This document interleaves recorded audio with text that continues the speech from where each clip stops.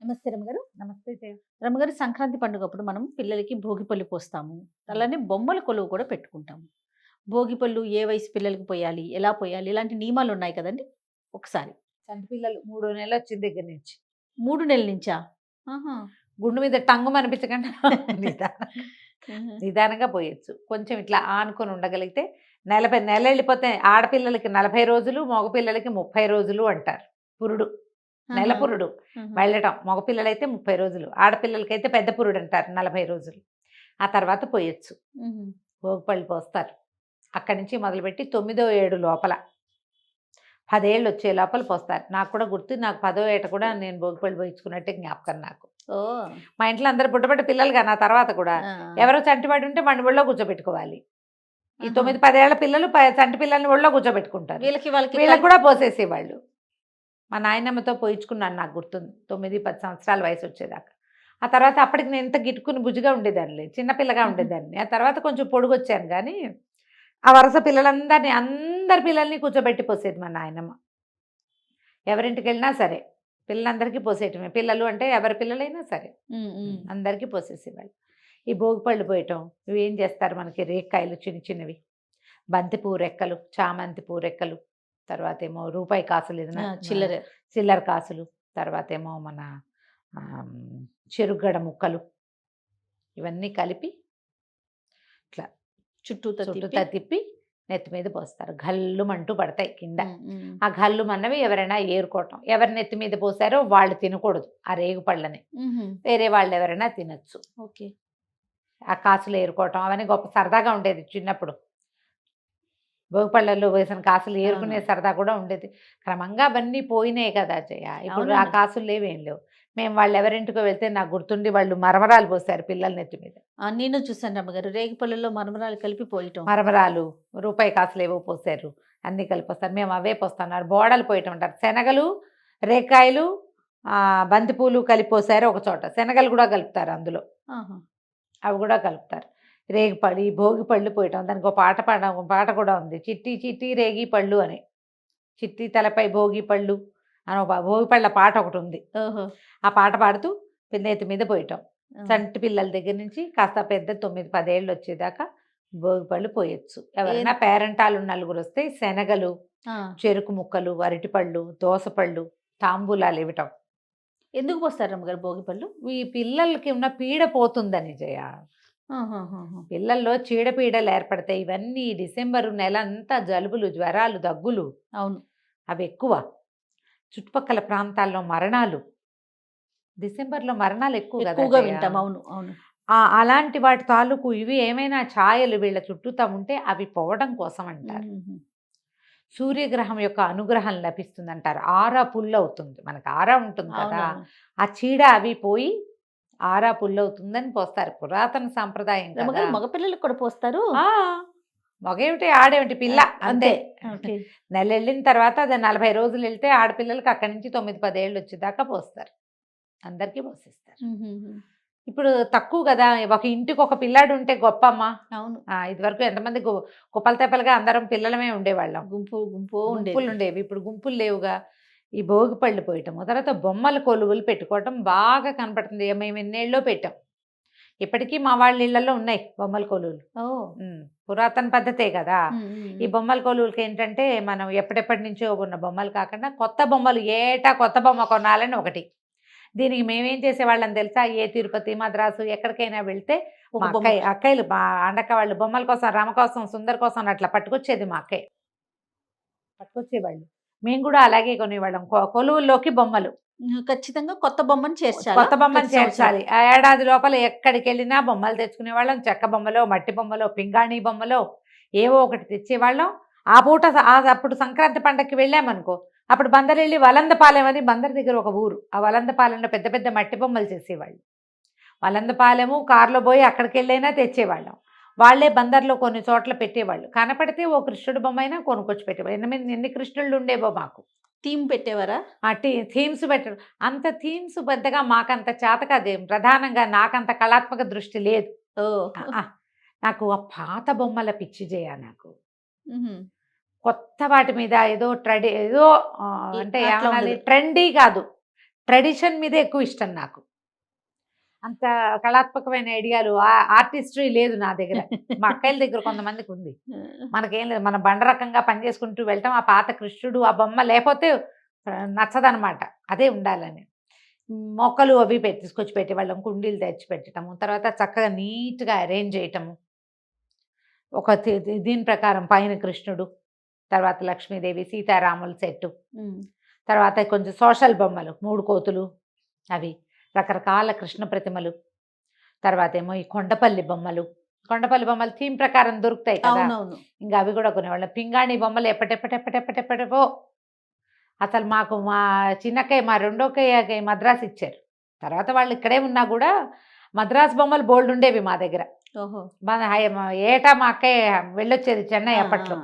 పిల్లల్ని తీసుకుని వెళ్ళేది, వచ్చేటప్పుడు తనకి బొమ్మలు తెచ్చుకునేది, మాకు కూడా తెచ్చేది, ఇంట్లో కూడా. అక్కయ్య వాళ్ళకి కొలువు ఉండేది. మా పెద్దక్కయ్యకి వేరే కొలువు, ఆండక్కయ్య కొలువు, విద్యక్కయ్య కొలువు, మాది, మా జయక్క వాళ్ళది, ఎవరివి వాళ్ళవి కొలువులు. మా ఊళ్ళో ఏమో రంగపెద్ద గారింట్లో బొమ్మలు, రామంజం పెద్దనాన్న గారింట్లో బొమ్మలు, రంగపెద్దనాన్న గారింట్లో బొమ్మలు, అట్లా అందరి ఇళ్లలో బొమ్మలు. బొమ్మల్లో గుమ్మడికాయలు, దోసపళ్ళు పెట్టడం కూడా పద్ధతిగా ఉండేది.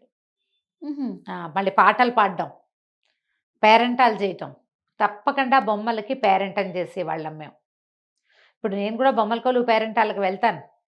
ఊళ్ళో ఉండట్లా, ప్రతి సంక్రాంతికి నేను ఏదో ఒక ట్రిప్ వెళ్ళిపోతున్నా, అందుకని కొలువు పేరెంటాలకు పెద్దగా వెళ్ళలేకపోతున్నాను. కానీ ఇక్కడ హైదరాబాద్లో వెళ్తారా? పిలుపులు ఉన్నాయి, ఇక్కడి నుంచి కూడా పిలుపులు ఉన్నాయి. ఈ కొలువులు పెట్టటము, ఈ కొలువు పెట్టినప్పుడు అందులో గౌరీదేవిని పెట్టుకుంటాను జయ. గౌరీ మాకు ఇట్లా నిలువుగా చేసే అలవాటు. గౌరీని పెట్టడం, పొద్దున బొమ్మలు పెట్టాక గౌరీదేవిని చేసి పెట్టడం, గౌరీదేవికి దీపారాధన, ఆమెకు తాంబూలం సమర్పించడం, రోజు ఖచ్చితంగా 2 పూట్ల ఏదైనా నివేదన చేసి పెట్టాలి తప్పకుండా. 5 ఏళ్ళు దాటితే పిల్లలకి 5 ఏళ్ళు నిండాక ఆడపిల్లలతోటి బొమ్మలు పెట్టించడం. ఓకే. ప్రతి వాళ్ళు ఇట్లాగే చేయాల్సిందే. మాకు అమ్మాయి ఉంటే నేను కూడా ఇక్కడ పెట్టేదాన్ని బహుశా. కదా. లేకపోవడంతో నేను ఇంకా మా వాళ్ళ ఇంట్లో లేదు. నాకు సరదాకి నేను స్టార్ట్ చేసుకునేదాన్ని. ఆడపిల్లలు లేకపోవడంతో అన్నీ నేనే చేయాల్సి వస్తా కదా. అందుకని ఇక మెల్లిగా నేను సర్దు కూరుకున్న, మగపిల్లలకి ఏముందిలే, రేపు పొద్దున ఎవరైనా వచ్చి వాళ్ళ సరదా ఉంటే ఇంక అప్పుడు చూడొచ్చు అని. బొమ్మలు పెట్టడం అంటే ఒట్టి బొమ్మలు పెట్టడము, భోగిపళ్ళు పోయడం అంటే ఒట్టి భోగిపళ్ళు పోయటము కాదు.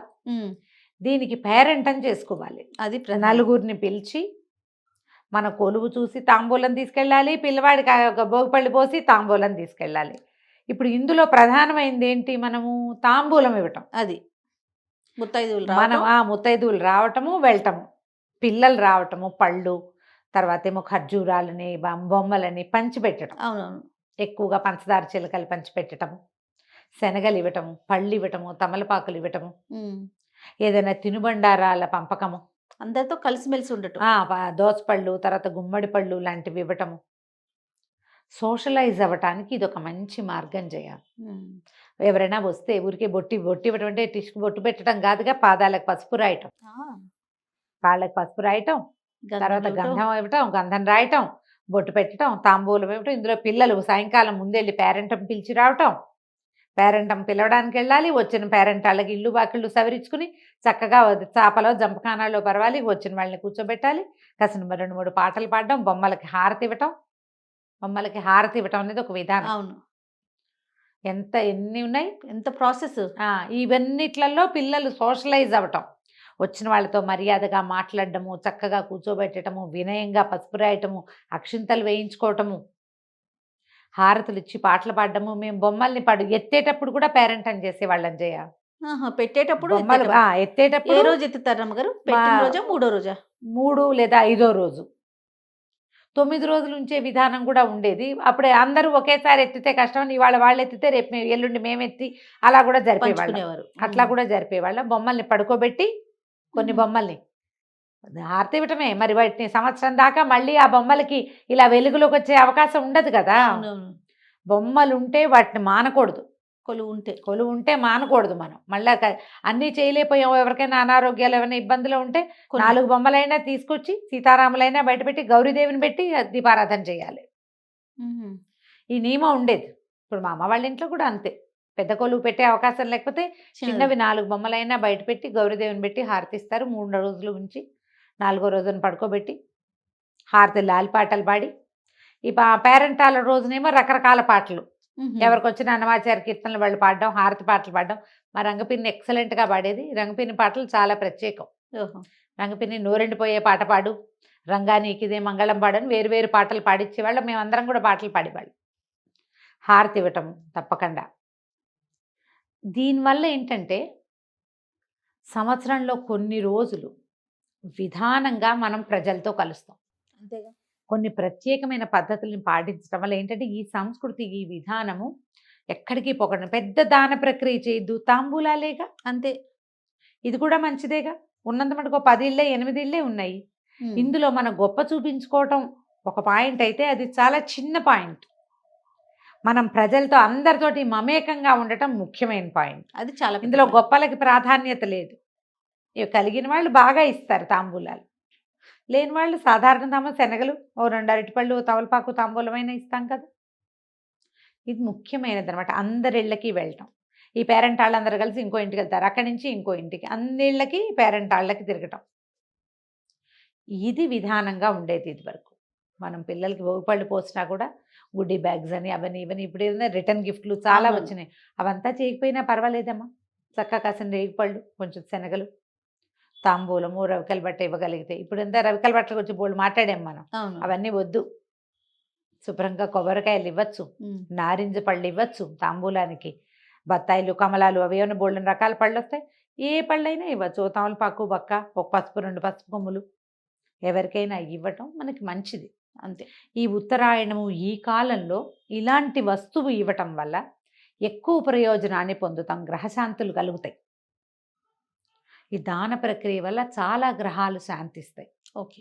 ముత్తైదువుకి ఇస్తే ఒక ఫలితము, కన్యకి ఇస్తే ఇంకొక ఫలితము, బాలురికి వస్తువులు పంచిపెడితే ఇంకొక రకం ఫలితము చెప్పబడుతుంది. మ్మ్.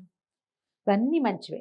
ఇవి పెళ్లి కాని పిల్లలకి మంచిది, చిన్న పిల్లలకి మంచిది, ముత్తైదులకి 5వ తనం వృద్ధి అవుతుంది, చిన్నపిల్లలకి ఇస్తే కనుక ఆయుర్వృద్ధి.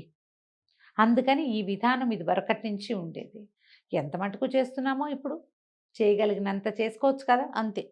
సరదాగా ఉంటే మన ఇంట్లో 4 బొమ్మలు చక్కగా డిస్ప్లే లాగా పెట్టి, ఓ చిన్న థీమ్ ఏదైనా పెట్టి పిలుచుకోవచ్చు చేసుకోవచ్చు. చక్కగా.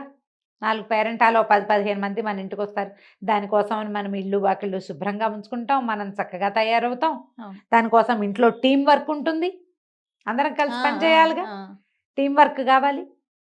ఇన్ని ప్రయోజనాలు ఉన్నాయి కాబట్టి పురాతన సాంప్రదాయాల్ని ముందుకు తీసుకెళ్దాం. అంతే. మన ఇంట్లో చిన్నపిల్లలు లేకపోతే భోగిపళ్ళు పోయొద్దు. ఉత్తరాయణానికి పేరెంటం చేసుకోండి చక్కగా. బొమ్మలుంటే పెట్టండి, లేకపోతే లేదు. మ్మ్. కొలువుంటే మానేయకుండా పెట్టండి. అలా నిరమ్మ గారు బాగుంది కదా ఐడియా. చాలా బాగుందండి. నమస్తే. నమస్తే జీ.